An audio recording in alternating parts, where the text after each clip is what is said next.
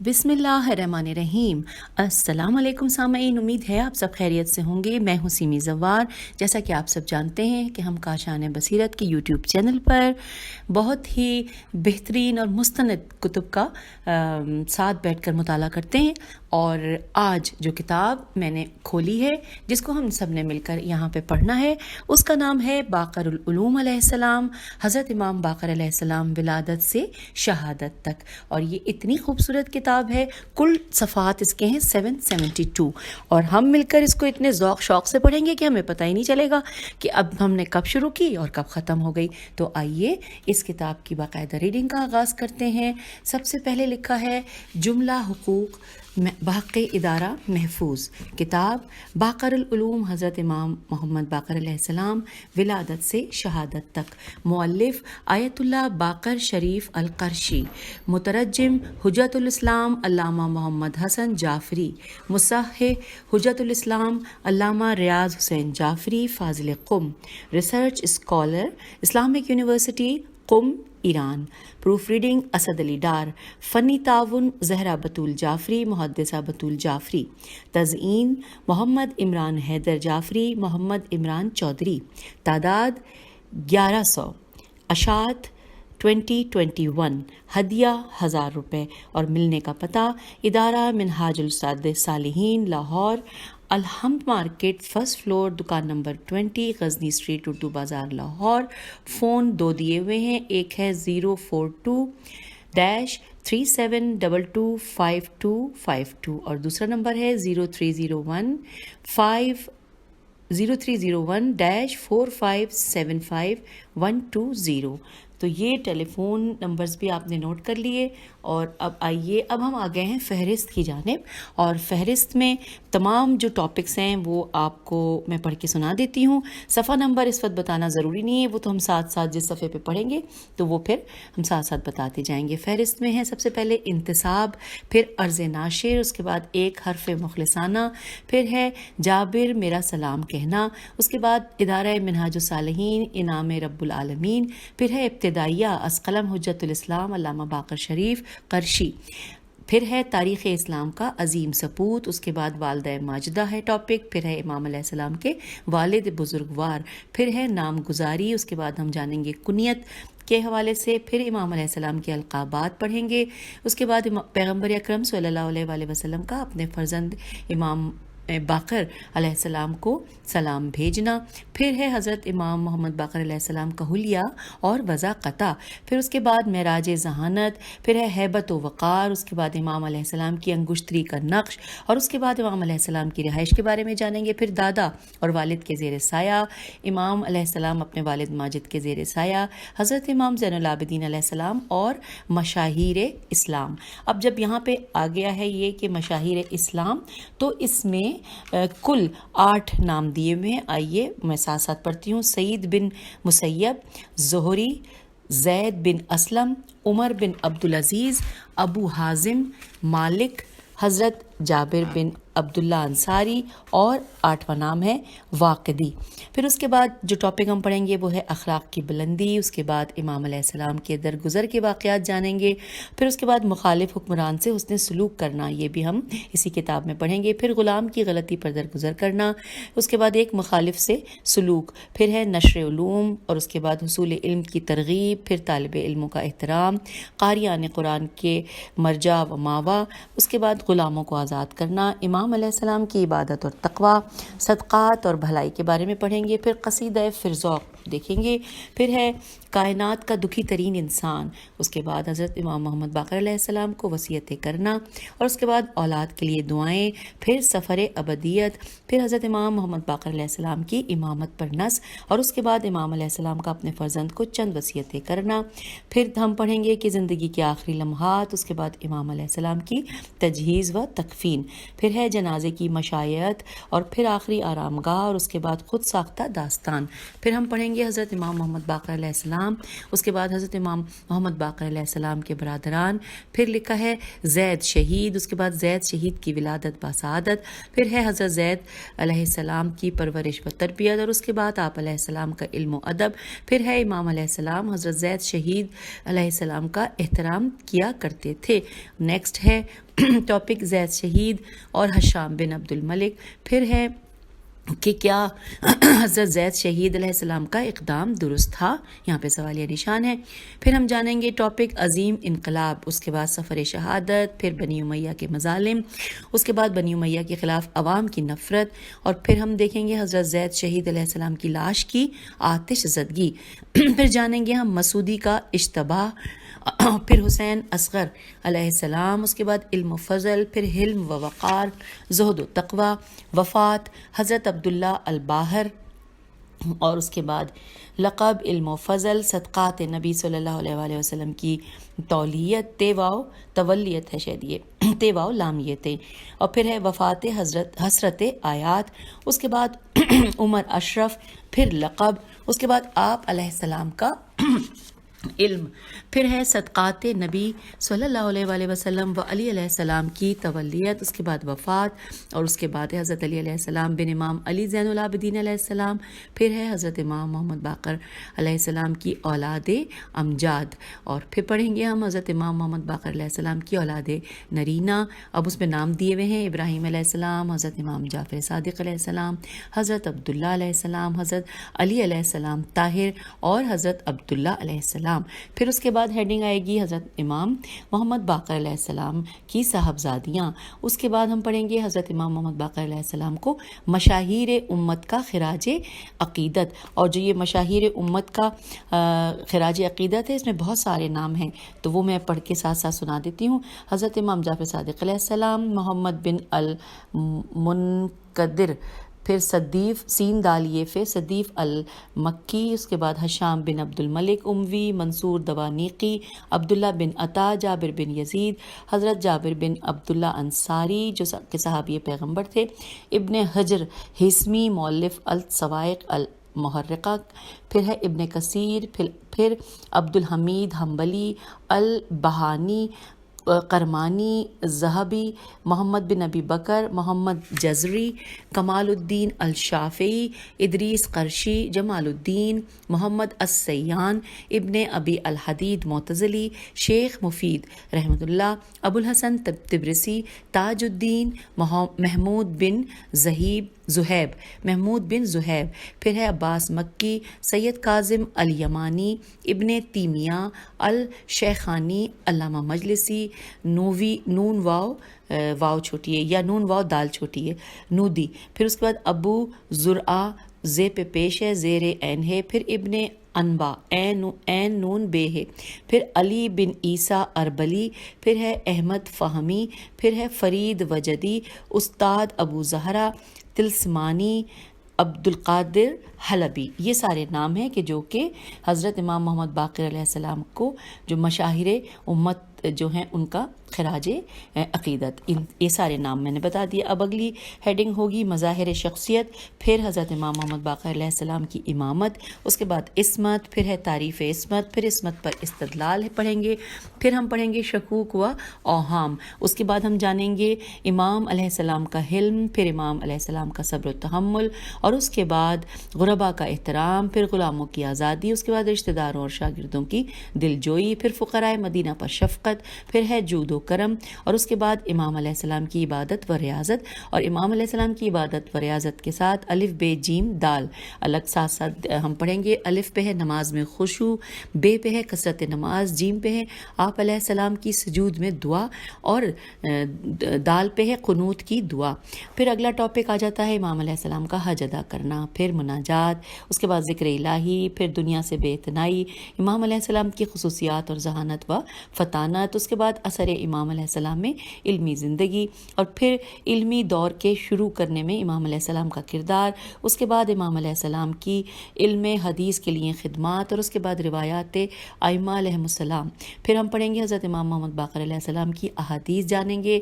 پھر ہے امام محمد باقر علیہ السلام کی رسول اکرم صلی اللہ علیہ وآلہ وسلم سے مرفوع روایات. پھر اس کے بعد خطبہ شعبانیہ. پھر ہم پڑھیں گے امیر المومنین علی علیہ السلام سے منقول روایات. اس کے بعد حضرت امام حسین علیہ السلام سے منقول روایت.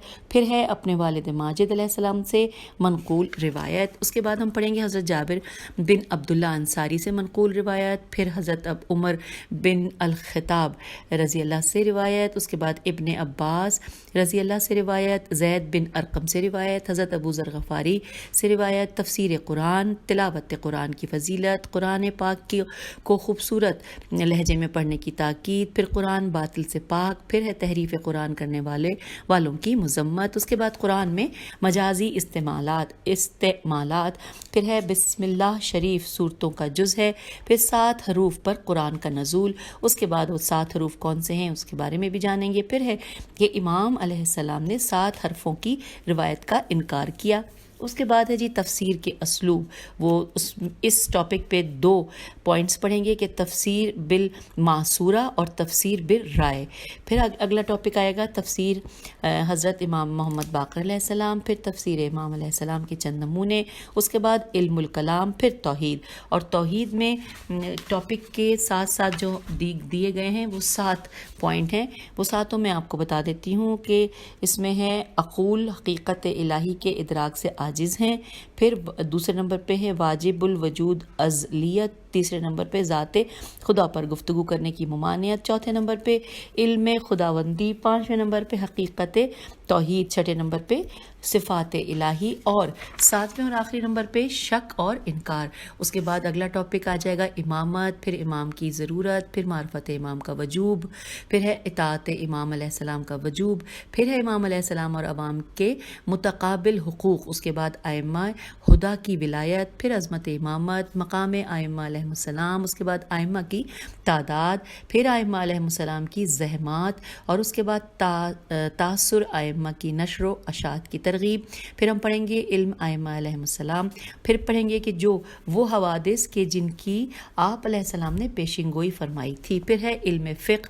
پھر ہے فقہ اہل بیت علیہ السلام کا امتیاز. اور اس میں 3 پوائنٹ ہیں. سب سے پہلے نمبر پہ ہے فقہ اہل بیت علیہ السلام کا رسول اکرم صلی اللہ علیہ وآلہ وسلم سے اتصال. دوسرے نمبر پہ ہے فقہ جعفری انسانی ضروریات کے عین مطابق ہے. اور تیسرے نمبر پہ ہے باب اجتہاد کا کھولنا. پھر اگلا ٹاپک آ جاتا ہے کہ عقل کے فیصلے کی طرف رجوع. پھر ہے فقہی مسائل. پھر ہم جانیں گے اسلام میں جنگ کا حکم. پھر لکھا ہے موزوں اور جرابوں پر پاؤں کا مسح کرنا. پھر شرمگاہ چھونے سے وضو باطل نہیں ہوتا. اس کے بعد اخفاتی الف خ ف الف ت چھوٹی ہے جی اخفاتی نماز کو بلند آواز سے پڑھنا. پھر تشہد میں آل نبی صلی اللہ علیہ وآلہ وسلم پر صلوات. اور اس کے بعد ہے کہ علم الاصول. پھر ہے اصحاب اور صرف استصحاب الف سین ت صاد ہے الف بے استصحاب. اور اس کے بعد ہے قاعدہ تجازر ت جیم الف تجاوز. ہاں وہ زر لگا تھا چھوٹا لکھا ہوا تھا. قاعدہ تجاوز. پھر ہے قاعدہ فراغ. پھر ہے نفی ضرر کا اصول. اس کے بعد تعرض کا علاج. اور تعرض کے علاج میں 3 پوائنٹ ہم جانیں گے. اور اس میں ہے کہ پہلا ہے شہرت. پھر کتاب و سنت سے مطابقت. اور اس کے بعد صفات روات. اور اس کے بعد پھر ہم مزید اگلا ٹاپک جانیں گے اقتصادی مباحث. پھر کاہلی اور سستی سے انتباہ. پھر ہے تارک عمل میں ناراضگی. اس کے بعد ہے کام کاج عبادت ہے. پھر ہے علم اور علماء کی اہمیت. اور علم اور علماء کی اہمیت میں 12 پوائنٹس الگ سے لکھے ہوئے ہیں. آئیے میں بتاتی ہوں وہ 12 کون سے ہیں. نمبر 1 سے شروع کرتے ہیں. فضیلت علم. پھر فضیلت عالم. اس کے بعد علماء و متقین کی ہم نشینی. پھر ہے آداب متعلم. اس کے بعد علمی مذاکرہ. اور اس کے بعد ہے علم کی اشاعت. پھر ہے علم حاصل کرنے کی ترغیب. پھر اس کے بعد ہے دین میں سمجھ بوجھ حاصل کرنا. پھر علم کے لیے عمل کی اہمیت. اس کے بعد عمل کی قبولیت معرفت پر موقوف ہے. اور 11 11ویں نمبر پہ ہے علم پر فخر و مباحات کی مذمت، اور 12ویں نمبر پہ جو کہ ہے وہ ہے علم کے بغیر فتویٰ دینا۔ تو یہ ہم نے جان لیا کہ علم اور علماء کی اہمیت کے حوالے سے جو 12 دیے ہوئے تھے پوائنٹ۔ پھر ہم جانیں گے اوصاف عالم، پھر ہے ایمان و تقوی، پھر حقیقت ایمان، اس کے بعد مراتب ایمان، پھر ہے صفات متقین، اور اس میں اسلام اور ایمان کا فرق بھی پڑھیں گے ساتھ ساتھ۔ پھر شیعوں سے توقعات، پھر شیعوں کے لیے وصیت، اس کے بعد قدیم شیعہ، پھر صفات شیعہ، شیعوں کے لیے ہدایت، محبت اہل بیت علیہ السلام، شیعوں کو رافضی کیوں کہا جاتا ہے یہ بھی پڑھیں گے، شیعوں کے حق میں دعا کرنا یہ بھی جانیں گے۔ پھر ہے تعلیمات انبیاء علیہ السلام کا بیان، اور اس میں 11 پوائنٹ ہیں۔ حضرت آدم علیہ السلام پر وحی الہی کا نزول، پھر حکمت سلیمان، توریت کی حکمت، حضرت نوح علیہ السلام کو عبد شکور کا لقب کیوں ملا، حضرت نوح علیہ السلام کی بد دعا، یہ 5ویں نمبر پہ۔ 6 نمبر پہ ہے حضرت نوح علیہ السلام کو عبد شکور کا لقب کیوں، یہ تو ہم نے پڑھ لیا۔ پھر ہے حضرت نوح علیہ السلام کی بد دعا، یہ بھی پڑھ لیا۔ اور اس کے بعد 6 نمبر پہ بتانا تھا آپ کو، سب سے پہلے حضرت اسماعیل علیہ السلام نے عربی زبان میں گفتگو کی۔ 7ویں نمبر پہ ہے اللہ تعالیٰ کی حضرت موسیٰ علیہ السلام سے گفتگو۔ پھر 8ویں نمبر پہ نبی اکرم صلی اللہ علیہ وآلہ وسلم ان پڑھ نہ تھے۔ پھر ہم پڑھیں گے 9ویں نمبر پہ حضرت نوح علیہ السلام اور ابلیس، پھر حضرت سلیمان علیہ السلام کی موت، اور 11ویں نمبر پہ حضرت یعقوب و یوسف علیہ السلام کی ملاقات۔ پھر اس کے بعد اگلا ٹاپک ہم پڑھیں گے حضرت یعقوب علیہ السلام مصر میں کتنا عرصہ زندہ رہے، سوالیہ نشان ہے یہاں پر۔ اگلا ٹاپک ہوگا حضرت امام محمد باقر علیہ السلام اور سیرت نبوی کے چند واقعات۔ اس میں ایک ہم پڑھیں گے پیغمبر اکرم صلی اللہ علیہ وآلہ وسلم کا صفوان سے ہتھیار لینا اور خالد کی بنی حزیمہ کو روانگی۔ اس کے بعد پھر ہم اگلا ٹاپک پڑھنے جائیں گے حضرت امام محمد باقر علیہ السلام اور سیرت علی علیہ السلام کے چند واقعات، اور اس کے بعد علی علیہ السلام کی بردباری۔ پھر ہم جانیں گے شہادت حسین علیہ السلام کی خبر دینا، پھر واقعات صفین کو پڑھیں گے، پھر معاویہ کی فوج سے گھاٹ آزاد کرانا، پھر اس کے بعد معاویہ اور ابن العاص، الف لام عین الف صاد۔ آئیے پھر بتاتی ہوں۔ اس کے بعد ہم پڑھیں گے صفین میں امیر المومنین علیہ السلام، حضرت علی علیہ السلام کا خطبہ، اور پھر ہے یوم حریر، ہے رے یہ رے، اس کے بعد واقعہ کربلا، پھر عمار دوہنی کی روایت، اس کے بعد اس روایت کا ناقدانہ جائزہ، پھر امام علیہ السلام کی بلند پایہ وصیتیں، اور اس کے بعد اپنے فرزند امام صادق علیہ السلام کو وصیت، پھر اپنے ایک فرزند کو وصیت، اس کے بعد عمر بن عبدالعزیز کو وصیت، اس کے بعد حضرت جابر جعفی رضی اللہ کو وصیت، پھر ایک شخص کو وصیت، اس کے بعد اپنے کچھ اصحاب کو وصیت، پھر ہم پڑھیں گے امام علیہ السلام کے مواعظ، اس کے بعد فضیلت عقل، پھر ہے فطانت، پھر فکر کی بلندی، اس کے بعد مکارم اخلاق، پھر احسان، پھر فعل معروف یعنی بھلائی کرنا، پھر نیکی کا بدلہ، اس کے بعد آداب سلوک، پھر خندہ پیشانی سے پیش آنا، اس کے بعد لوگوں سے بھلائی کرنا، پھر ہم جانیں گے مسلمانوں کے حقوق کے حوالے سے، اس کے بعد مسلمان کی حاجت روائی، صلہ رحمی، صدقے کے فوائد،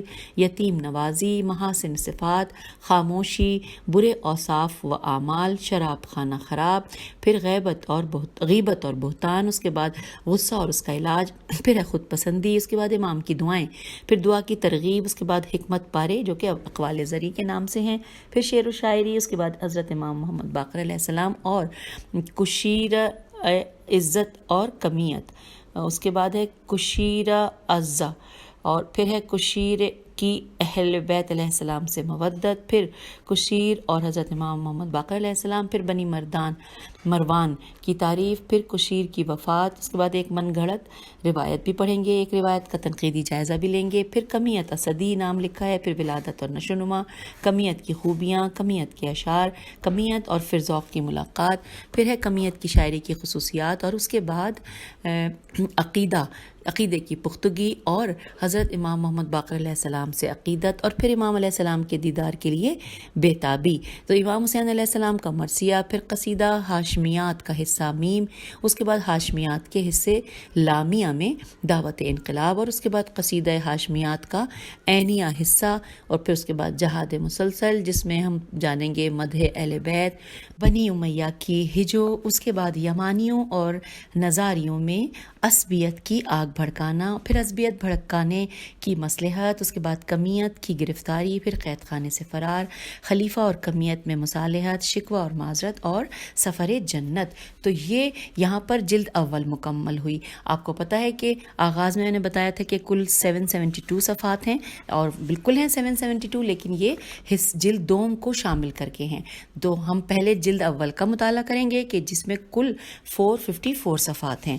تو یہاں پر پہلے جلد اول کی فہرست مکمل ہوئی، اور آئیے اب ہم مزید آگے چلتے ہیں۔ وہ ہے لکھا ہے انتصاب۔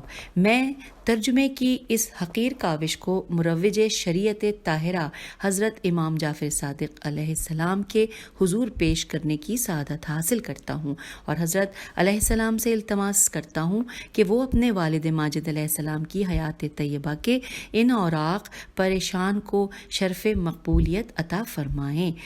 پھر اس کے بعد یہاں پر فارسی میں لکھا ہے ایک مصرع، بر کریمہ کا رہائے دشوار نیست، بر کریمہ کا رہا دشوار نیست۔ پھر اس کے بعد لکھا ہے بندہ ان کے حضور برادران یوسف علیہ السلام کی سی درخواست کرتے ہوئے یہ کہتا ہے، اور اس کے بعد پھر عربی میں ہے یا ایھا العزیز مسنا و اہلنا۔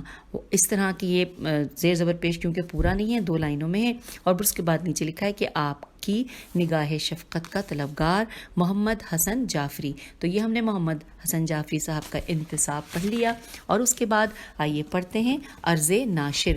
لکھا ہے حضرت امام محمد باقر علیہ السلام محافظ علم رسول صلی اللہ علیہ وآلہ وسلم۔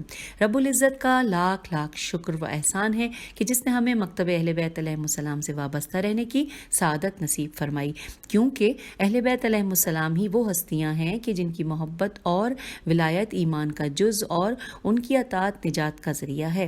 اب اس کے بعد لکھا ہے کہ قرآن مجید میں اللہ رب العزت نے اہل بیت علیہ السلام کا تعارف ان الفاظ میں کیا ہے۔ سورہ احزاب آیت نمبر 33 ترجمہ، بس اللہ کا ارادہ یہ ہے کہ اے اہل بیت علیہ السلام تم سے ہر برائی کو دور رکھے اور اس طرح پاک و پاکیزہ رکھے جیسے پاک و پاکیزہ رکھنے کا حق ہے۔ اللہم صلی علی محمد وآل محمد۔ پھر لکھا ہے کہ اسی طرح رسول اللہ صلی اللہ علیہ وآلہ وسلم نے حدیث ثقلین میں اہل بیت علیہ السلام کا تعارف ان الفاظ میں فرمایا کہ اے لوگو، میں تمہارے درمیان 2 گراں قدر میراث چھوڑے جا رہا ہوں، اللہ کی کتاب اور میرے اہل بیت علیہ السلام، پس ان دونوں سے وابستہ رہو گے تو ہرگز گمراہ نہ ہوگے۔ حوالہ ہے احتجاج، کتاب کا نام ہے جلد نمبر 1 اور صفحہ نمبر 210۔ تو پتہ چلا کہ کلام خدا اور رسول خدا صلی اللہ علیہ وآلہ وسلم کی روشنی میں اہل بیت علیہ السلام کا احترام اور تکریم تمام مسلمانوں پر واجب ہے، کیونکہ یہ علم خدا اور رسول خدا صلی اللہ علیہ وآلہ وسلم کے وارث ہیں۔ اہل بیت علیہ السلام کی ذات بابرکت وہ ہے کہ جنہوں نے اپنی زندگی میں اسلامی ادارے کی بنیاد رکھی اور اسے اعلیٰ پہلے 4 اماموں نے ادارے کا افتتاح کیا، اور لیکن انہیں جاہلوں، گمراہوں، جنگوں اور تخریب کاریوں اور دشمنوں کا سامنا کرنا پڑا، لہٰذا انہیں بڑے پیمانے پر تعلیمات کو منتشر کرنے کا موقع نہ مل سکا۔ اور پھر لکھا ہے میم نون، اچھا تعلیمات کو منتشر ہی لکھا ہے یہاں پہ، میم نون تے شین رے کرنے کا موقع نہ مل سکا۔ امیر المومنین علی علیہ السلام کہ جنہیں حضور اکرم صلی اللہ علیہ وآلہ وسلم نے باب مدینۃ العلم کہہ کر خطاب فرمایا، خود امیر المومنین علی علیہ السلام نے ارشاد فرمایا، سلونی سلونی قبل ان تفقدونی، کہ پوچھو پوچھو مجھ سے جو پوچھنا ہے اس سے پہلے کہ تم مجھے کھو دو۔ پھر لکھا ہے کہ اور جو شخص بھی ان سے سوال پوچھتا وہ شخص امیر المومنین علی علیہ السلام کے علم اور فضیلت کے سمندر سے آگاہ ہو جاتا، لیکن دشمنوں نے ان کے علم کی اشاعت کو روکا۔ حضرات امام حسن علیہ السلام، امام حسین علیہ السلام اور امام زین العابدین علیہ السلام کو بھی دشمنوں کی سازشوں کا سامنا کرنا پڑا۔ اس عرصے کے دوران وہ صرف اپنے مقام عظیم اور اموی خلافت کے غاصبانہ ہونے کو ثابت کر سکے۔ حضرت امام حسین علیہ السلام کی شہادت سے ایک فکری تحریک پیدا ہوئی اور حضرت امام زین العابدین علیہ السلام نے اس تحریک کو مخفی انداز میں تعلیمی سرگرمیوں کی شکل میں جاری رکھا اور دوسروں کو تعلیم دی۔ حضرت امام زین العابدین علیہ السلام کے بعد اگلے 4 ائمہ نے اسلامی علوم کی تعلیم و تدریس کے لیے میدان دیکھا، لہٰذا انہوں نے علمی مسائل کو بیان کر کے مختلف علوم و فنون جیسے فقہ، طب، ریاضی اور اخلاقیات وغیرہ پر گفتگو کر کے اہل حق کی پیاس بجھائی۔ حضرت امام باقر علیہ السلام ان 4 اماموں علیہ میں سے ایک تھے۔ 5واں آفتاب امامت آسمان امامت کے افق پر ہمیشہ کے لیے روشن و منور ہوا۔ ان کی پوری زندگی علوم و معارف سے سرشار تھی، اسی وجہ سے انہیں باقر العلوم کے لقب سے یاد کیا جاتا ہے۔ چونکہ آپ علیہ السلام علوم کی مشکلوں کو حل کرتے تھے، آپ علیہ السلام معرفت کی پیچیدہ گتھیوں کو سلجھاتے تھے اور ظلم و جور و جہالت کی تاریکیوں اور گھٹا ٹوپ اندھیرے میں محجور و پوشیدہ اسلامی اقدار کو دوبارہ حیات نو عطا کرتے اور انہیں آشکار کرتے تھے۔ آپ علیہ السلام کی ولادت باسعادت اس زمانے میں ہوئی کہ جب امت اسلامیہ میں ظالم و جابر حکمرانوں کی حکومت تھی اور طرح طرح کے دینی افکار ہائے پائے جاتے تھے۔ آپ علیہ السلام کی ولادت معرفت کا پیغام لائی اور خالص اسلام کو حیات نو عطا کی۔ حضرت امام باقر علیہ السلام کی زندگی کے واقعات کے سن و سال میں کچھ اتفاقی ربط اور ہم آہنگی نظر آتی ہے۔ 57 ہجری کی ولادت کے لحاظ سے 61 ہجری میں واقع کربلا کے وقت آپ علیہ السلام کی عمر صرف 4 سال تھی، یعنی ابتدائی 4 سال آپ علیہ السلام نے اپنے دادا حضرت امام حسین علیہ السلام کے دور امامت میں گزارے۔ اس کے بعد آپ علیہ السلام نے سن 61 ہجری میں 95 ہجری تک اس کو دوبارہ پڑھتے ہیں۔ اس کے بعد آپ علیہ السلام نے سن 61 ہجری سے 95 ہجری تک یعنی کہ 34 سال اپنے والد حضرت امام زین العابدین علیہ السلام کے ساتھ گزارے۔ اس طرح کل 38 سال کا عرصہ ہے۔ 114 ہجری میں شہادت کے لحاظ سے حضرت امام محمد باقر علیہ السلام کی امامت کا دورانیہ 19 سال بنتا ہے، یعنی 95 سے لے کر 114 ہجری تک۔ آئیے آگے پڑھتے ہیں۔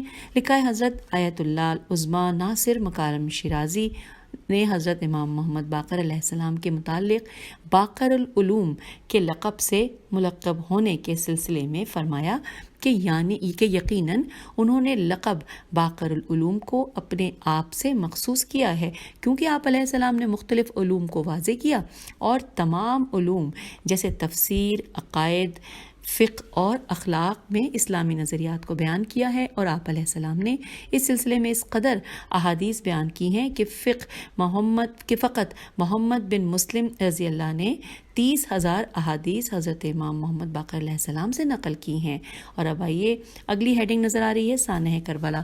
لکھا ہے 3 برس حضرت امام محمد باقر علیہ السلام اپنے جد بزرگوار حضرت امام حسین علیہ السلام کے زیر سایہ رہے۔ جب آپ علیہ السلام کا سن پورے 3 سال کا ہوا تو آپ علیہ السلام حضرت امام حسین علیہ السلام کے ہمراہ مدینے سے سفر کرتے ہوئے کربلا پہنچے۔ یہ خالق کی منشا کی ایک تکمیل تھی کہ وہ روز عاشوراء میدان قربانی میں نہیں لائے گئے، ورنہ جب ان سے چھوٹے سن کا بچہ حضرت علی اصغر علیہ السلام تیر ستم کا نشانہ ہو سکتا تھا تو حضرت امام محمد باقر علیہ السلام کا بھی قربان گاہ شہادت پر لانا ممکن تھا، مگر سلسلہ امامت کا دنیا میں قائم رہنا نظام کائنات کے برقرار رہنے کے لیے ضروری اور اہم تھا، اور حضرت امام محمد باقر علیہ السلام کربلا کے میدان میں اور کوفہ و شام کے بازاروں اور درباروں میں آل رسول صلی اللہ علیہ وآلہ وسلم پر ہونے والے مظالم کے گواہ اور عینی شاہد بنے، اور انقلاب کربلا کی قربانیوں کو رائے گاں ہونے سے بچانے کے لیے انہوں نے اپنا کردار ادا کیا۔ اور اب ہیڈنگ ہے بعد از کربلا۔ لکھا ہے واقع کربلا کے بعد حضرت امام زین العابدین علیہ السلام کو مسلمانوں کی بدترین بے وفائی اور حکمرانوں کے ظلم و ستم نے ظاہری طور پر بالکل الگ تھلگ اور نہایت سکوت کی زندگی گزارنے پر مجبور کر دیا تھا، لہٰذا آپ علیہ السلام امامت کے فرائض کی ادائیگی کرتے ہوئے اہل دنیا کو حقیقی اسلام اور حقیقی اسلام کی تعلیمات و عقائد سے آگاہ کرنے کے لیے کبھی محراب عبادت اور مناجات کا سہارا لیتے اور کبھی اپنے مظلوم بابا علیہ السلام کا ماتم کر کے دنیا والوں کو وارثان رسالت صلی اللہ علیہ وآلہ وسلم اور نمائندگان شریعت کی معرفت اور ان کی دین کے لیے قربانیوں کو جاننے کی دعوت دیتے۔ یہ وہی زمانہ تھا کہ جس میں حضرت امام محمد باقر علیہ السلام نے نشو و نما پائی۔ آپ علیہ السلام سن 61 ہجری سے 95 ہجری تک 34 برس اپنے بابا کی زندگی کا مطالعہ کرتے رہے اور اپنے فطری اور خداداد ذاتی کمالات کے ساتھ ان تعلیمات سے فائدہ اٹھاتے رہے جو انہیں اپنے والد بزرگوار کی زندگی کے آئینے میں برابر نظر آتی رہیں۔ اور آئیے اب اگلی ہیڈنگ ہے امامت کی ذمہ داری۔ لکھا ہے حضرت امام محمد باقر علیہ السلام کو 38 برس کی عمر میں اپنے والد بزرگوار حضرت امام زین العابدین علیہ السلام کی شہادت کا صدمہ سہنا پڑا اور اس کے ساتھ ہی امامت کی ذمہ داریاں بھی آپ علیہ السلام ہی کے سپرد کر دی گئیں۔ آپ علیہ السلام رسول خدا صلی اللہ علیہ وآلہ وسلم کے 5ویں برحق جانشین اور امام قرار پائے۔ اور اب آئیے اگلی ہیڈنگ ہے آپ علیہ السلام کا دور امامت۔ اس حوالے سے لکھا ہے کہ محمد باقر علیہ السلام کے زمانہ امامت کو حکومت کے ظلم و تشدد کی گرفت سے کچھ آزادی نصیب ہوئی اور آپ علیہ السلام کو خلق خدا کی اصلاح و ہدایت کا کچھ زیادہ موقع مل گیا۔ اور اب ہیڈنگ ہے حضرت امام حسین علیہ السلام کی عزاداری اور تبلیغ، اور اس میں لکھا ہے کہ سانحہ کربلا کو اپنی آنکھوں سے دیکھنے اور اپنے بابا کی تمام زندگی کا امام مظلوم علیہ السلام کے غم میں تنہا رونے کا مطالعہ کر چکنے کے بعد آپ علیہ السلام کے دل میں یہ تکلیف و احساس ایک فطری امر تھا کہ جس غم و رنج گریہ وزاری اور اہتمام کے ساتھ دنیا والوں کو حضرت امام حسین علیہ السلام کا ماتم برپا کرنا چاہیے تھا، ویسا دنیا والوں نے نہیں کیا۔ لہٰذا حضرت امام محمد باقر علیہ السلام اس پہلو کو مد نظر رکھتے ہوئے مجالس ازا کا سارا سال انعقاد فرماتے اور کمیت بن زید اسدی رضی اللہ جیسے بڑے شاعروں کو بلا کر مرثیہ ہائے حضرت امام حسین علیہ السلام پڑھواتے اور سنتے، اور امام علیہ السلام ان مجالس میں لوگوں کو شرکت کی دعوت دیتے تھے۔ اور اب آئیے اگلی ہیڈنگ ہے علی مرجعیت اور علوم اہل بیت علیہ السلام کی اشاعت۔ پر لکھا ہے کہ آئیے پڑھتے ہیں کہ ائمہ اہل بیت علیہ السلام میں سے ہر ایک کے سینے میں ایک ہی طرح کا دریائے علم موجزن تھا، مگر ظلم و تشدد کی وجہ سے اس دریا کو پیاسوں کے سیراب کرنے کے لیے بہنے کا موقع ہی نہیں دیا گیا۔ حضرت امام محمد باقر علیہ السلام کے زمانے میں جب ان پر تشدد کا شکنجہ ذرا ڈھیلا ہوا اور ظالموں کی ایک دوسرے سے حکومت کے حصول کے لیے رسا کشی شروع ہوئی تو علوم اہل بیت علیہ السلام کے دریا سے کسی حد تک پیاسوں کو سیراب ہونے کا موقع مل گیا۔ اس علمی وسعت معلومات کے مظاہرے کے نتیجے میں آپ علیہ السلام کا لقب باقر مشہور ہوا۔ اس لفظ کے معنی ہے اندرونی باتوں کا مظاہرہ کرنے والا۔ چونکہ آپ علیہ السلام نے اپنے اندر سے بہت سے پوشیدہ مطالب کو ظاہر کیا، اس لیے تمام مسلمان آپ کو باقر کے نام سے یاد کرنے لگے۔ آپ علیہ السلام سے علوم اہل بیت علیہ السلام حاصل کرنے والوں کی بڑی تعداد ایسے افراد کی بھی تھی کہ جو ائمہ معصومین علیہ السلام کے شیعہ نہ تھے، جیسے زہری، امام اوزاعی الف واو زی الف عین چھوٹی اوزاعی، عطار بن جریح، قاضی حفظ بن غیاث وغیرہ۔ تو حضرت امام محمد باقر علیہ السلام کے زمانے میں علوم اہل بیت علیہ السلام کے تحفظ کے لیے ان کے شاگردوں نے مختلف علوم و فنون اور مذہب کے شعبوں میں بہت سی کتب بھی تصنیف کیں، اور اس طرح حضرت امام محمد باقر علیہ السلام کے ذریعے اسلامی دنیا میں علم و مذہب کی بے پناہ ترقی ہوئی۔ اب اگلی ہیڈنگ ہے حضرت امام محمد باقر علیہ السلام کی علمی حیثیت۔ لکھا ہے کسی معصوم کی علمی حیثیت پر روشنی ڈالنا بہت دشوار ہے، کیونکہ معصوم اور امام زمانہ علیہ السلام کو علم لدنی نصیب ہوتا ہے، وہ خدا کی بارگاہ سے علمی صلاحیتوں سے بھرپور متولد ہوتا ہے۔ حضرت امام محمد باقر علیہ السلام چونکہ امام زمانہ اور معصوم ازلی تھے، اس لیے آپ علیہ السلام کے علمی کمالات، علمی کارنامے اور آپ علیہ السلام کی علمی حیثیت کی وضاحت کرنا ناممکن ہے۔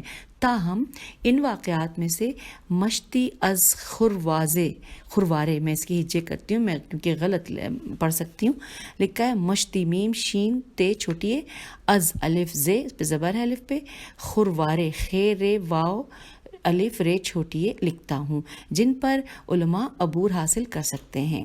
اچھا، اب یہاں پہ لکھا ہے کہ علامہ ابن شہر آشوب لکھتے ہیں کہ حضرت علیہ السلام کا خود ارشاد ہے کہ ہمیں طائروں تک کی زبان سکھائی گئی ہے اور ہمیں ہر چیز کا علم عطا کیا گیا ہے۔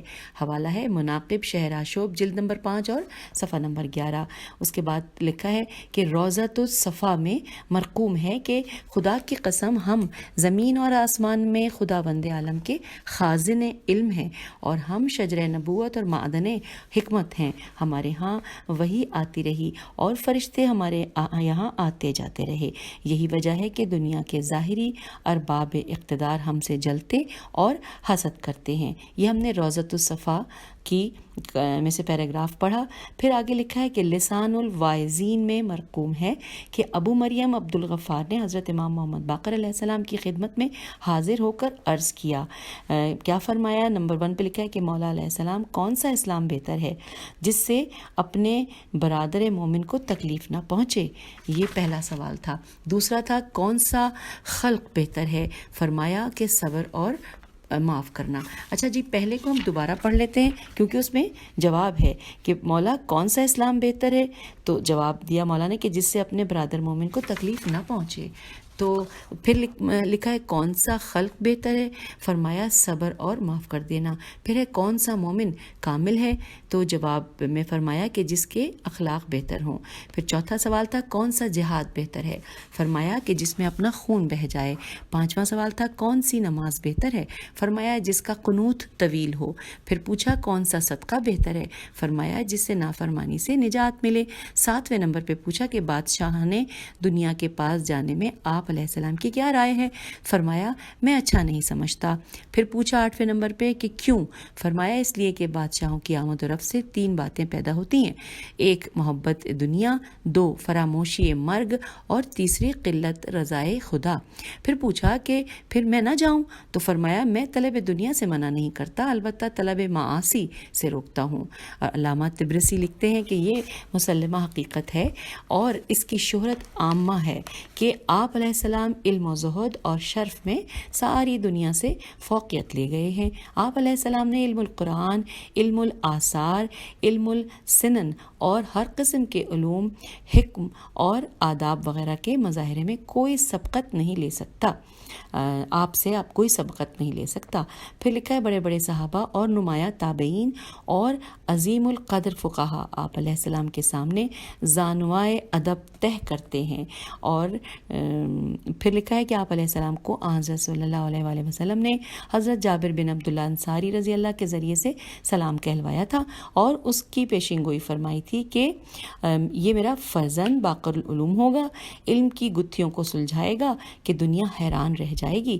حوالہ ہے اعلام الورا صفحہ نمبر 107 107 علامہ شیخ مفید۔ اور اب آئیے آگے چلتے ہیں۔ علامہ شبلنجی فرماتے ہیں کہ علم دین، علم احادیث، علم سنن اور تفسیر قرآن و علم الف لام یہ ریتے، علم الیرت و علوم و فنون، ادب وغیرہ کے ذخیرے جس قدر حضرت امام محمد باقر علیہ السلام سے ظاہر ہوئے، اتنے حضرت امام حسین علیہ السلام اور حضرت امام حسین علیہ السلام کی اولاد میں سے کسی سے بھی ظاہر نہیں ہوئے۔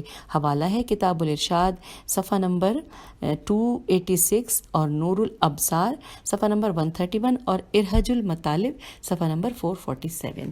اب آئیے آگے پڑھتے ہیں۔ لکھا ہے علامہ ابن حجر مکی لکھتے ہیں کہ حضرت امام محمد باقر علیہ السلام کے علمی فیوز و برکات اور کمالات و احسانات سے اس شخص کے علاوہ جس کی بصیرت زائل ہو گئی ہو، جس کا دماغ خراب ہو گیا ہو اور جس کی طینت و طبیعت فاسد ہو گئی ہو، کوئی شخص انکار ہی نہیں کر سکتا۔ اسی وجہ سے آپ علیہ السلام کے بارے میں کہا جاتا ہے کہ آپ علیہ السلام باقر العلوم کے علم کے پھیلانے والے اور جامع العلوم ہیں۔ آپ علیہ السلام کا دل صاف، علم و عمل روشن و تابندہ، نفس پاک اور خلقت شریف تھی۔ آپ علیہ السلام کے کل اوقات اطاعت خداوندی میں بسر ہوتے تھے۔ عارفوں کے قلوب میں آپ علیہ السلام کے آثار راسخ اور گہرے نشانات نمایاں ہو گئے تھے، جن کے بیان کرنے سے وصف کرنے والوں کی زبانیں گونگی اور عاجز و ماندہ ہیں۔ آپ علیہ السلام کی ہدایات و کلمات اس کثرت سے ہیں کہ ان کا احسا الف ہے سواد الف اور حمزہ احسا کرنا ناممکن ہے۔ حوالہ ہے سوائق محرقہ صفحہ نمبر 120۔ اور اب آئیے آگے پڑھتے ہیں۔ لکھا ہے علامہ ابن خلقان خیلام کاف الف نون لکھتے ہیں کہ حضرت امام محمد باقر علیہ السلام علامہ زمان اور سردار کبیر الشان تھے۔ آپ علیہ السلام علوم میں بڑے تبحر اور وسیع الاطلاق تھے۔ اور یہاں پر حوالہ بریکٹ میں دیا گیا ہے وفیات العیان واو فے یہ الف تے الف لام الف عین یہ الف نون وفیات العیان جلد نمبر 1 صفحہ نمبر 450۔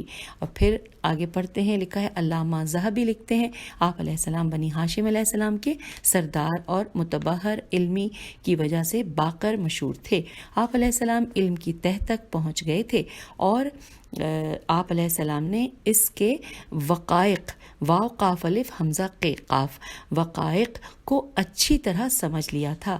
حوالہ نوٹ کیجئے تذکرۃ الحفاظ جلد نمبر اول اور صفحہ نمبر 111۔ پھر لکھا ہے کہ علامہ شبرادی شین بے رے الف دال چھوٹی ہے یا واو چھوٹی ہے تو شبراوی لکھتے ہیں کہ حضرت امام محمد باقر علیہ السلام کے علمی تذکرے دنیا میں مشہور ہوئے اور آپ علیہ السلام کی مدح و ثنا میں بکثرت شعر لکھے گئے۔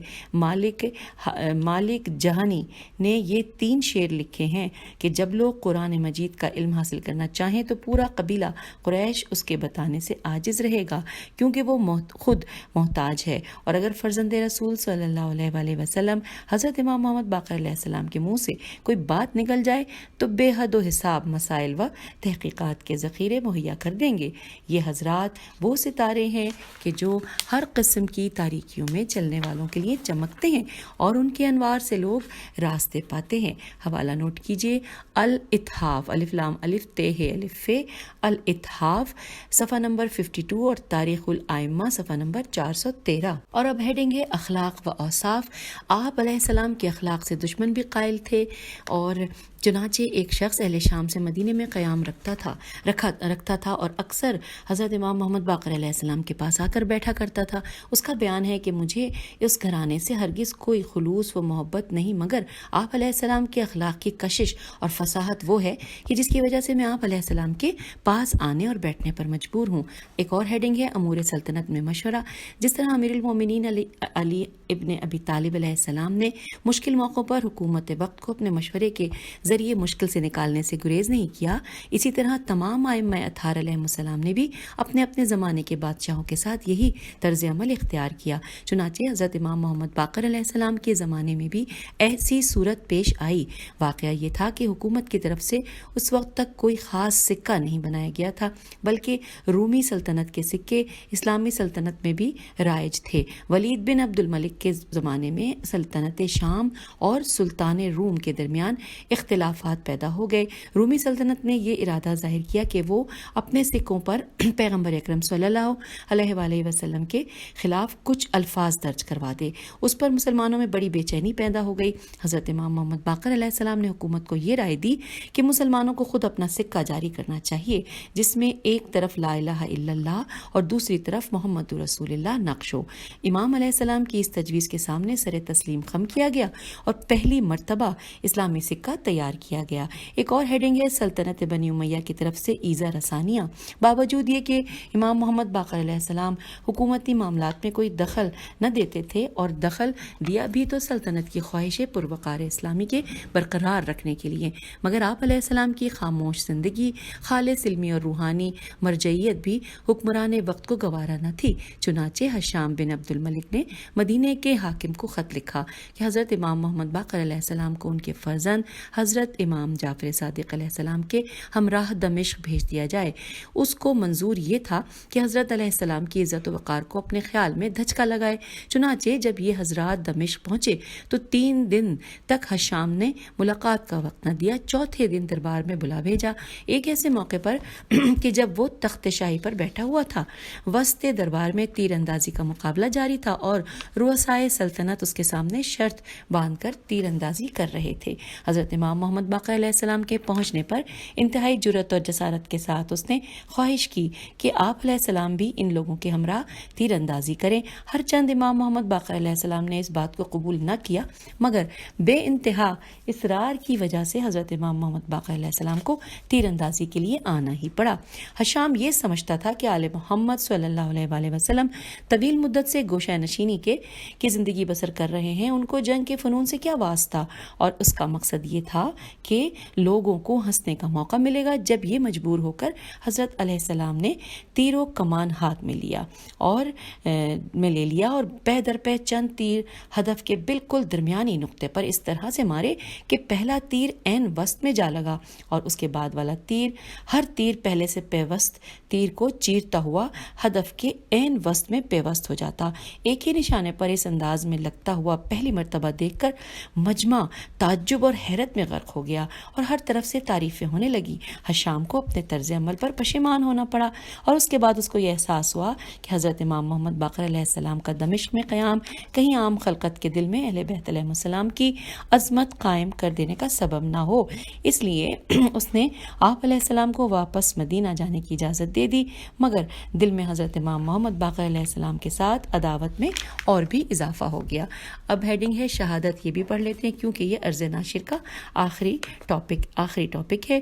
لکھا ہے ولید ابن عبد الملک جیسے لوگ حاکم تھے اور آپ علیہ السلام کی امامت کے بعد سلیمان ابن عبد الملک، عمر ابن عبد العزیز، یزید ابن عبد الملک و ہشام ابن عبد الملک جیسے لوگ تھے۔ اس دوران حضرت امام محمد باقر علیہ السلام کو بہت سختیوں اور دشواریوں کا سامنا کرنا پڑا۔ سر انجام یہ ہوا کہ سلطنت شام کو جتنا حضرت امام محمد باقر علیہ السلام کی جلالت اور بزرگی کا اندازہ زیادہ ہوتا گیا، اتنا ہی آپ علیہ السلام کا وجود ان کے لیے ناقابل برداشت ہوتا گیا۔ آخر آپ علیہ السلام کو اس خاموش زہر کے حربے سے کہ جو اکثر سلطنت بنی امیہ کی طرف سے کام میں لایا جاتا رہا تھا، شہید کرنے کی تدبیر کر لی گئی۔ ہشام ابن عبد الملک کے کہنے پر ابراہیم ابن ولید نے آپ علیہ السلام کو زہر دیا۔ چند روز کرب و تکلیف میں بستر بیماری پر گزرے اور آخرکار آپ علیہ السلام نے 7 ذی الحجہ سن 114 ہجری کو 57 برس کی عمر میں شہید آپ ہو گئے۔ جنت البقیع میں حضرت امام حسن علیہ السلام اور حضرت امام زین العابدین علیہ السلام کی قبور کے جوار قبرستان بقیع میں حضرت امام محمد باقر علیہ السلام بھی دفن کیے گئے۔ زیر نظر کتاب محقق وحید حضرت علامہ باقر شریف قرشی کی تصنیف ہے۔ آپ نے نہایت عرق ریزی سے تحقیق کی ہے۔ علامہ بزرگوار نے ساری زندگی علوم آل اطہار علیہ السلام کی تبلیغ و ترویج اور نشر و اشاعت میں گزاری ہے۔ آپ کی زندگی کا اولین مقصد علوم اہل بیت علیہ السلام کی آبیاری تھا۔ آپ تحریر و تحقیق میں ید طولہ رکھتے تھے۔ اللہ تعالیٰ باقی محمد وال محمد اس کا اجر و ثواب آپ کی روح پر فتوح کو ایصال فرمائے۔ اور اس کتاب کا ترجمہ ہمارے دیرینہ دوست حضرت علامہ محمد حسن جعفری نے کیا ہے۔ علامہ کی پوری زندگی آل محمد صلی اللہ علیہ وآلہ وسلم کے فضائل و مصائب لکھنے میں گزری۔ اللہ تعالیٰ آپ کو اجر عظیم عطا فرمائے اور بیماری سے نجات عطا فرمائے۔ حضرت سیدہ زہرا سلام اللہ علیہ کے صدقے میں سب دوستوں کو بیماریوں، پریشانیوں اور مشکلات سے محفوظ فرمائے۔ وسلام۔ طالب دعا ریاض حسین جعفری فاضل قم۔ تو یوں سامعین یہ عرض ناشر جو ہم نے پڑھنا شروع کیا تھا وہ اب مکمل ہوا اور اب اس نشست سے اجازت چاہتے ہیں۔ اگلی نشست میں پھر ملیں گے اور اس سے آگے پڑھیں گے۔ خدا حافظ، فی امان اللہ۔